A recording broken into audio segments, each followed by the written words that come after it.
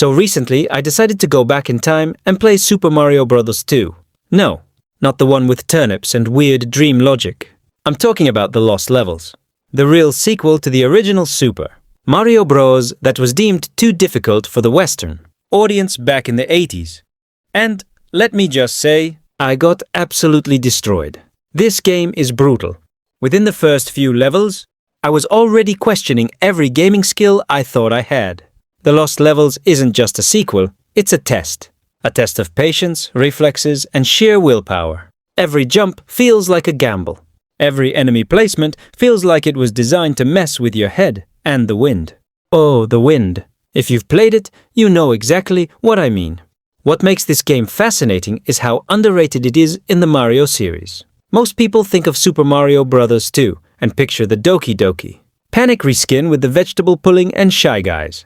But the Lost Levels is the true follow-up, and it sticks extremely close to the core formula of the first game, just dialed up to 11.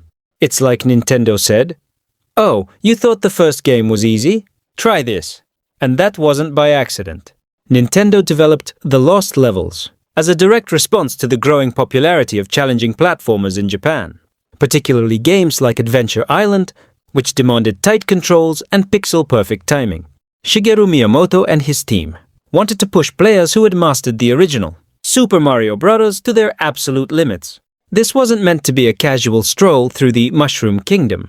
This was a marathon through a minefield. Even the character options are more intense. Luigi finally has his own unique movement. He jumps higher, but is way more slippery, which means you're constantly fighting against his floatiness. Mario remains the more balanced option, but even then, the game pulls no punches. Hidden blocks above pits? Check. Poison mushrooms disguised as power-ups?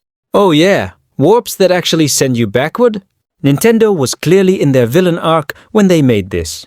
And yet, despite the frustration, I couldn't stop playing. There's something oddly satisfying about mastering a level that just wrecked you 15 times in a row. It's the kind of game that punishes recklessness and rewards precision.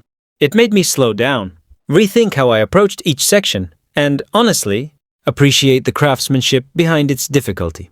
What's wild is how the Lost Levels builds its difficulty in a way that never really feels unfair, just relentless. It's the Dark Souls of 8-bit platformers before that comparison even existed. Every level throws a new curveball at you. And just when you think you've seen it all, the game hits you with a blind jump, a springboard over a bottomless pit, or a bloopers in the sky scenario that makes you question the laws of Mario physics. One of the most evil but genius mechanics they added was the poison mushroom. It looks like a regular mushroom at first glance, but instead of powering you up, it straight up kills you if you touch it. No warning, no mercy. It forces you to second guess every item block, every power-up, and every instinct you've built up from playing other Mario games.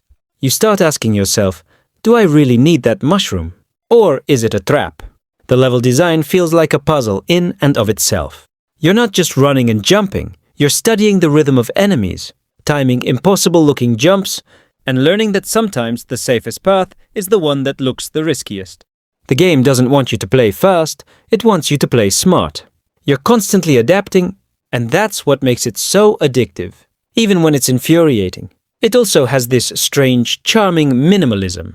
The graphics are almost identical to the original Super Mario Bros., but with more creative and chaotic layouts. The music hasn't changed much either, but somehow the familiar tunes become part of the tension. You'll be humming that overworld theme while nervously inching forward, knowing a rogue Koopa or disappearing platform could end your run at any second.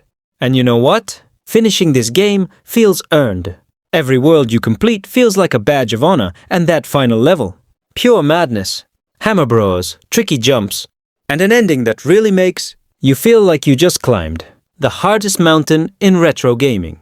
It's a badge few gamers wear, because the Lost Levels never got the widespread love it deserved, but it absolutely should. So if you've never played Super Mario Bros. The Lost Levels, I highly recommend giving it a shot.